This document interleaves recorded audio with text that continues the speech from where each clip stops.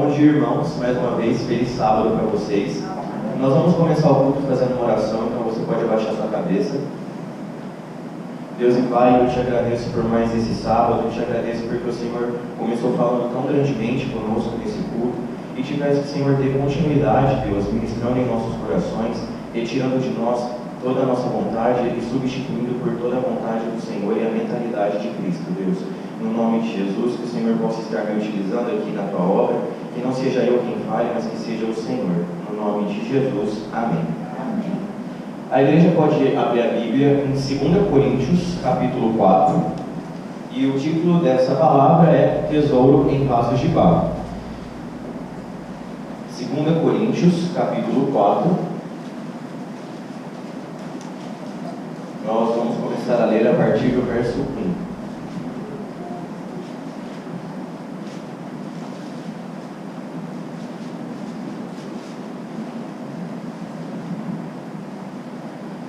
Bom, então em 2 Coríntios, capítulo 4, a partir do verso 1, Paulo está dizendo o seguinte: pelo que, tendo este ministério, segundo a misericórdia que nos foi feita, não desfalecemos, antes rejeitamos as coisas que por vergonha se ocultam, não andando com astúcia, nem falsificando a palavra de Deus, e assim nos recomendamos a consciência de todo homem, na presença de Deus, pela manifestação da verdade.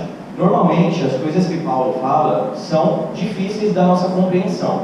Então, para a gente conseguir ter um acesso facilitado ao que Paulo disse aqui, eu vou lendo trechos do capítulo 4 e também vou transmitindo aqui no slide numa versão contemporânea, que é uma versão que Deus fala muito comigo porque é uma versão fácil de ler, tá? Então, traduzindo o que Paulo diz em 2 Coríntios 4:1, diz o seguinte: considerando que Deus tão generosamente nos permite participar do que Ele tem feito, não vamos desanimar nem desistir só porque às vezes enfrentamos tempos difíceis. Então, o pastor começou o culto falando que Deus nos colocou aqui no Brasil por um propósito, e é por isso que nós estamos aqui, porque Deus nos permite participar do propósito e da obra dele.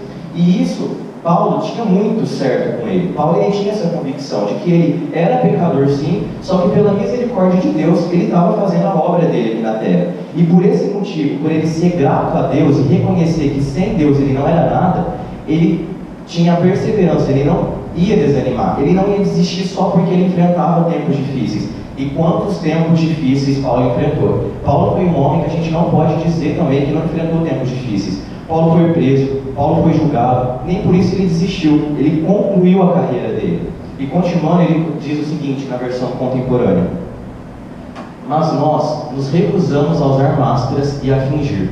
Não manipulamos os fatos nos bastidores, nem deturpamos a palavra de Deus em proveito próprio. Pelo contrário, sustentamos tudo o que fazemos e falamos, toda a verdade às claras, de modo que quem quiser possa ver e julgar por si mesmo na presença de Deus. Então aqui a gente finaliza os versículos 1 e 2. E por que eu destaquei esses pontos ali? Paulo, nesses dois primeiros versículos, ele cita pontos muito importantes da nossa compreensão. O primeiro foi aquele sobre não desanimar em tempos difíceis, porque ele tinha a convicção de que ele só precisava de Deus e de nada mais, que foi o louvor que nós cantamos. Outro fato é que ele afirma 4 coisas muito importantes. A primeira, ele se recusa a usar máscaras, se recusa a fingir, não manipula os fatos e nem distorce a palavra de Deus. Bom, eu grifei esses 3 pontos pelo seguinte fato: são problemas meus, tá? São problemas que eu enfrento na minha vida. O primeiro deles é usar máscaras e a fingir. O que acontece? Quando Paulo fala usar máscaras e a fingir, ele não exerce uma falsidade, ou seja, ele é aquilo que ele deve ser. E isso não acontecia comigo, eu luto isso ainda, porque muitas vezes eu quero passar uma aparência de santidade para a igreja, quando na realidade eu não reconheço a minha carnalidade, e Deus está vindo trabalhando nisso comigo, porque eu não sou melhor que vocês. Se eu estou aqui, é porque Paulo, como Paulo disse, é pela misericórdia, pela bondade de Deus. Então, toda vez que eu tento me parecer santo, é usar máscaras e a fingir. E isso é uma coisa que Deus abomina. Falsidade é uma coisa que Deus abomina, porque é uma mentira. É você ocultar a mentira com uma aparência de verdade. E assim, Nós vamos abrir lá no livro de Atos, a igreja pode abrir lá em Atos 20, verso 8. Foi um trecho lido na quarta-feira sobre Eutico. É um versículo muito pequeno, só que na hora que foi lido na quarta, eu percebi que se encaixaria muito bem com o que Deus falaria aqui com a gente. Atos capítulo 20, verso 8. Então, eu não vou citar tudo de novo, a história de Eutico, porque a gente já estudou na quarta-feira, só que esse verso tem que estar muito ressaltado, porque diz o seguinte: havia muitas luzes no cenáculo onde estavam juntos. Então, o que foi falado? Havia muita luz, havia muita palavra de Deus ali. E isso, quando chegava a palavra de Deus para mim, eu ouvia assim, mas aqui na igreja era uma coisa, lá em casa era outra. E isso, Deus abominava isso em mim. Deus chegou a um ponto em que Ele não queria mais isso. Deus não quer isso de nós. E assim, um dos slides que foi passado na quarta diz o seguinte: alguns de nós talvez possamos nos reconhecer em Eutico. Estamos na igreja, talvez porque aprendemos aí, porque somos levados pelos pais ou vamos com a família. E aqui entra mais um testemunho, onde eu preciso falar para vocês o que estava acontecendo comigo sábado passado. Eu não sei quantos perceberam aqui, mas a exortação de sábado passado também foi para mim. Por quê? Todos sabem aqui que eu estou morando fora, e no processo de adaptação eu abominava ficar lá, eu odiava ficar lá em Rio Preto. Só que o diabo me levou agora para outro extremo. Na semana retrasada eu estava amando ficar em Rio Preto, eu queria ficar lá por tudo nessa vida, e aí entra a manipulação. Não manipulamos os fatos nos bastidores. E assim, eu estava manipulando os fatos, dizendo: não, aqui é melhor para eu estudar, aqui eu consigo render melhor, e assim, tudo estava correndo para eu ficar lá em Rio Preto. Qual que era o motivo por trás disso também? Além do diabo me levar para o extremo de gostar muito de ficar lá, eu também fui convidado para um aniversário. E aqui em Barretos, eu nunca tive de escola amigos que me convidassem tanto para isso. E assim, o diabo viu uma oportunidade de entrar na minha vida. Então eu queria por tudo ficar lá em Rio Preto, porque se eu não fosse nesse aniversário, eu ia perder meus amigos, as pessoas não iriam me chamar para o lugar que eu tinha que ir, as pessoas não iam gostar de mim pelo que eu era, sendo que na realidade eu vim aqui para Barretos, era uma forma de testemunhar na vida delas também. E aí, Deus me chamou a atenção, porque eu manipulando os fatos, estava tudo dando certo. Eu ia ficar lá, eu ia nesse aniversário, eu ia estudar no outro dia, tudo estava tranquilo. Só que Deus não permitiu isso. Deus está trabalhando muito isso em mim. Ele percebeu que não é certo eu continuar fazendo isso. E aí, Deus levantou a pastora para me chamar a atenção. Só que, primeiramente, foi chamada uma atenção particular para minha mãe. Só que Deus viu que isso não seria o suficiente. Deus viu que, com essa atitude, não seria o suficiente para eu reconhecer o meu erro. Eu ficaria aqui na minha zona de conforto. Beleza, vim para Barretos, mas estou aqui na igreja porque eu quero, porque eu estou sendo trazido pelos meus pais. Mas, no sábado também, Deus me exortou quanto a isso.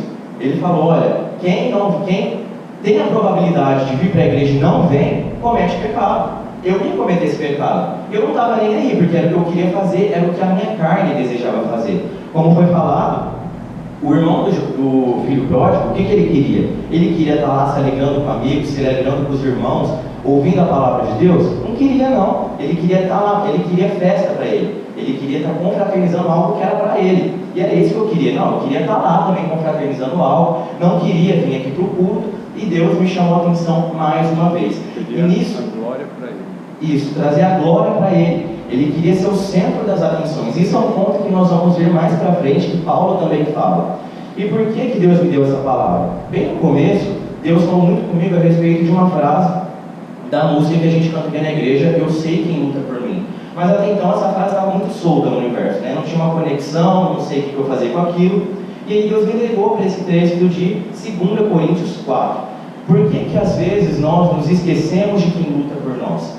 Na continuação, Paulo diz o seguinte: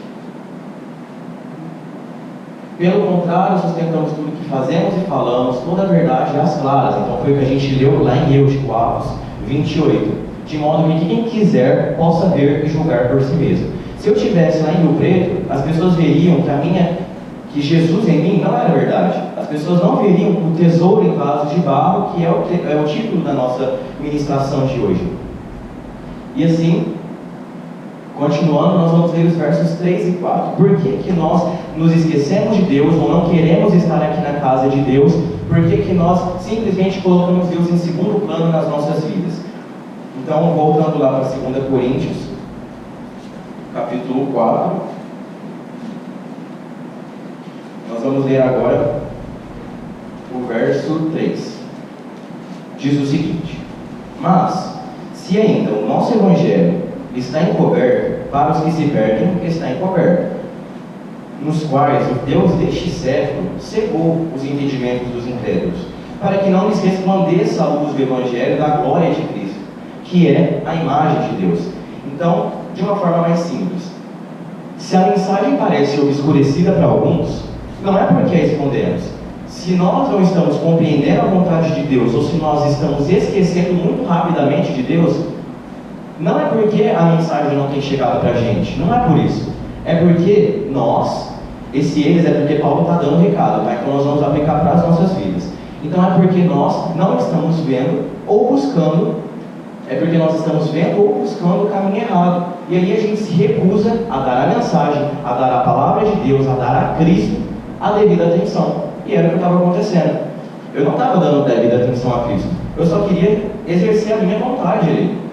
Então, por que eu me esqueço de Deus em momentos de dificuldades? Porque eu não estou dando atenção a Ele. Simplesmente por isso.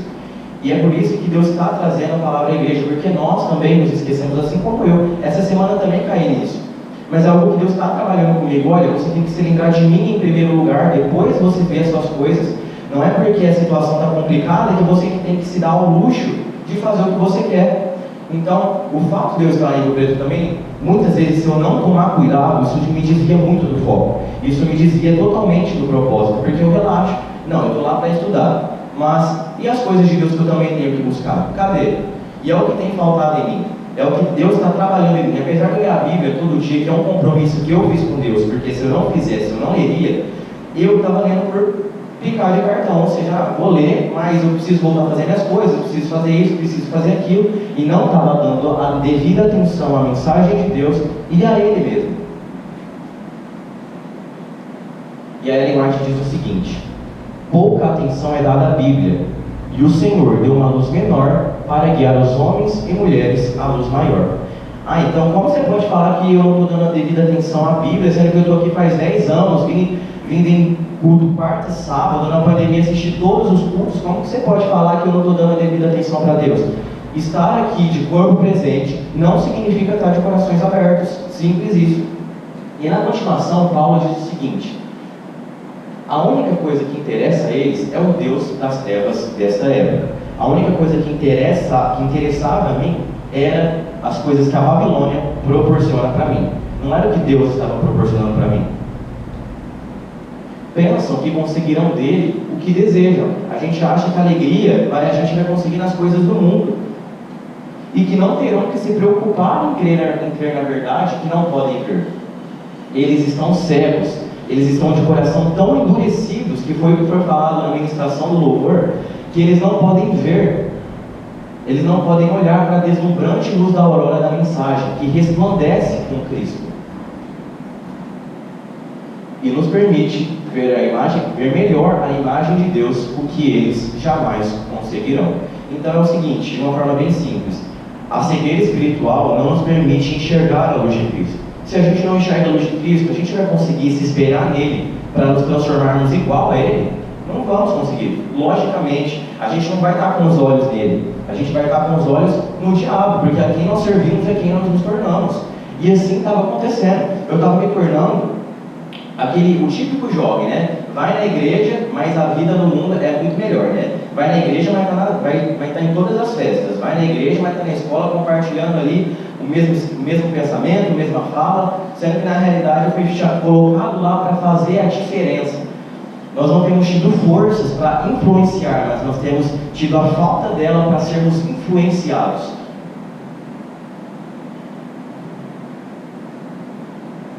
Então, o que também foi falado na quarta-feira: porém também queremos ser amigos do mundo. A gente quer ser amigo do mundo, sim. No dia que a gente fala para Deus: Deus, eu não quero ser amigo do mundo, porque muitos de nós ainda queremos, a gente ainda quer presenciar o mundo.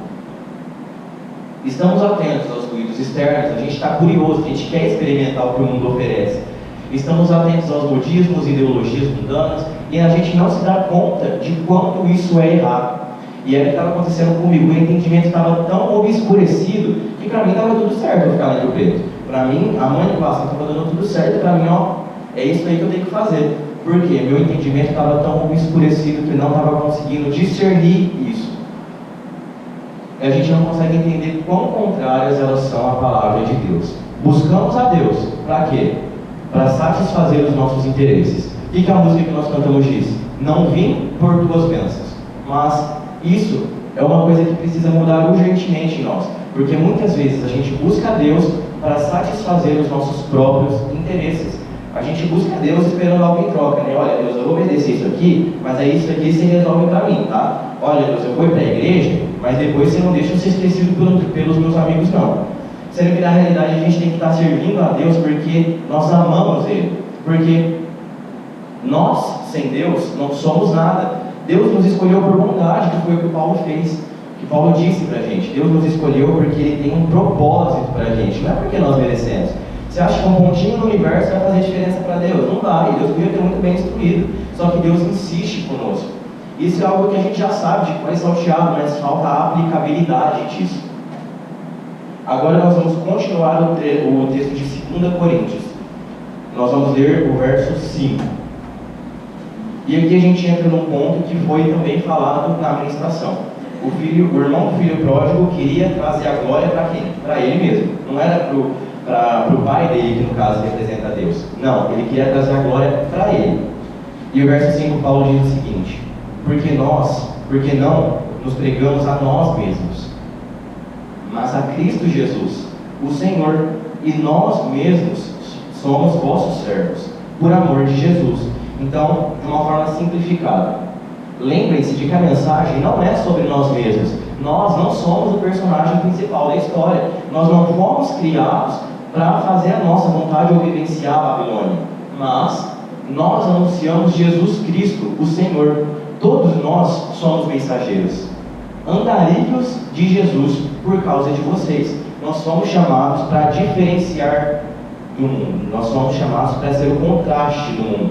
E se nós não estamos sendo isso, logicamente a gente está totalmente fora do propósito que Deus estipulou para a gente.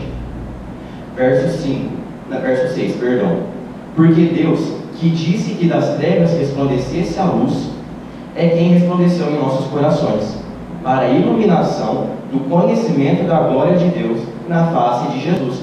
Então, aprove a Deus nos colocar aqui. Ele que disse: olha, eu vou reunir vocês, que a luz brilhe nas trevas, eu vou salvar vocês enviando meu filho. Foi por isso. Então, a gente tem que aprender a reconhecer, a gente tem que aprender a entender: olha, Jesus foi quem nos salvou. Nós não nos salvamos a nós mesmos, nós não temos poder algum, senão Deus. Então, quando Deus fala, olha, que a luz brilhe nas trevas, é como se Ele estivesse falando: olha, a salvação vai aí para a terra, mas vocês têm que aproveitar essa salvação. Eu não posso obrigar vocês a estar aqui cada quarta e cada sábado, mas eu posso dar a opção de escolha para vocês escolherem o bem. Como a gente aprendeu, nós temos o pêndulo para o bem?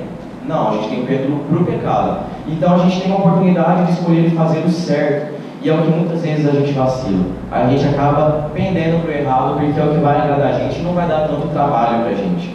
E assim, quando a gente viu Jesus e nós compreendemos Deus pela face de Cristo, tudo se tornou belo e deslumbrante. Então, isso é Paulo falando, tá? A gente tem que aprender a falar as mesmas coisas que Paulo e ter essa autoridade. Porque não adianta a gente chegar: olha, Deus enviou Jesus, eu aproveitei a salvação, estou bem na fita. Porque na realidade não é o que acontece comigo. Cada um tem que fazer uma avaliação juntamente com Deus para ver o estado espiritual que está. Mas eu ainda estou no processo para chegar e falar: olha, Deus enviou a luz ao mundo e tudo se transformou belo e deslumbrante porque eu olhei para Jesus, me espelhei nisso e estou me transformando nisso. Então eu estou no processo, não estou perfeito, como eu disse, mas Paulo tinha essa autoridade para falar: olha, eu posso sofrer o que for, mas a luz que brilhou nas trevas vai estar me ajudando até a consumação dos séculos. O que a Lei Norte fala? Seu trabalho se acha tão impregnado do próprio eu que Cristo é esquecido. Alguns estão sendo, por demais, insuflados e lisonjeados. Novamente, um dos slides que foi falado na quarta. Então, a palavra de quarta, a palavra da ministração do louvor e a palavra de hoje também, ultimamente as palavras todas têm se encaixado. Ultimamente Deus tem falado muito com a gente. Então, o que acontece? A gente se esquece de que Jesus é o centro da vida, da nossa vida. Mas o nosso trabalho, a nossa vida, se acha tão impregnada, se acha tão ligada ao nosso próprio eu, que Cristo é esquecido. Vem a dificuldade, o que acontece? Não, eu vou dar uma dormida aqui porque é o que importa para mim, né? Eu vou tentar desviar a dificuldade por meus méritos, pelas minhas forças, sendo que na realidade Cristo é quem deveria estar nos guiando e lutando por nós. Agora nós vamos ler o verso 7, que é o verso que deu origem ao título também da ministração de hoje, que diz o seguinte: Paulo, depois dele discorrer tudo isso, depois ele fala, olha, eu entendo que Deus me escolheu, eu não uso máscaras, não finjo, não manipulo, eu luto para que tudo ocorra bem, eu luto juntamente com Deus para que eu não desista na minha caminhada. Depois ele falar tudo aquilo que ele faz, o que ele fala? Temos, porém, esse tesouro em vaso de barro. Quando a gente adquirir essa capacidade de falar, olha, eu estou rumo a Jesus, eu estou me espelhando nele, e o meu vaso, nós somos o vaso, mas eu estou sendo cheio do tesouro, que é o Espírito de Deus, que é Jesus Cristo. Então, quando nós tivermos essa autoridade, nós falaremos, temos, porém, esse tesouro em vasos de barro, para que a excelência do poder seja de Deus e não de nós.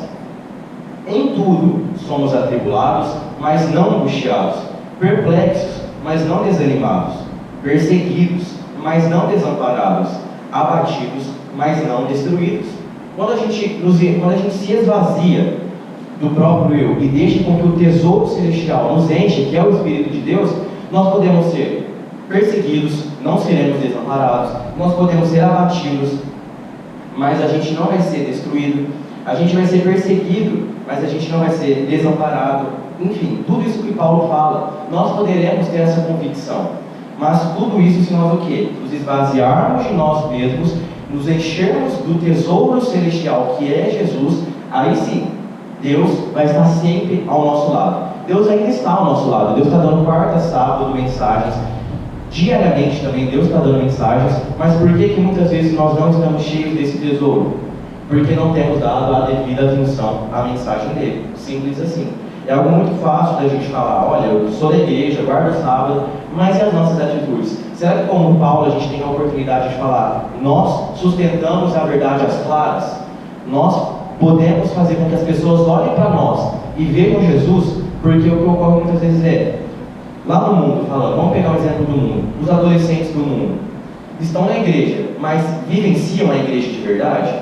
Nós estamos na igreja, vivenciamos a igreja de verdade ou estamos aqui por brincar de cartão, como eu estava no sábado passado? Verso 10: trazendo sempre, por toda parte, a mortificação do Senhor Jesus no nosso corpo. Então a gente tem que estar sempre mortificando o nosso eu, sempre colocando a vontade de Deus em primeiro lugar, como diz lá em Mateus, para que a vida de Jesus se manifeste também em nossos corpos.